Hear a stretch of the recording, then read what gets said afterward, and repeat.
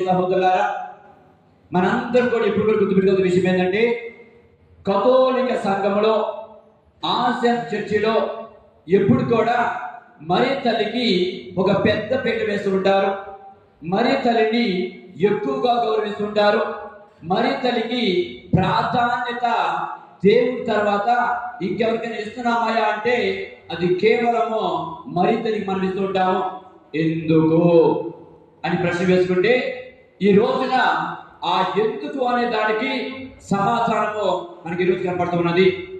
ఏంటయ్యా అంటే, ప్రభు పలికిన వాక్కులు నెరవేరునని విశ్వసించిన నీవెంత ధన్యురాలవు. ఈ రోజున నేను నీకు మాట చెబితే ఆ మాట నువ్వు 100 రకాలుగా ఆలోచిస్తావు. ఆ మాట నిజమా కాదని పని నలుగురు వ్యక్తుల దగ్గరికి వెళ్ళి నువ్వు కనుక్కుంటావు. కానీ ఈ రోజున మరి తల్లి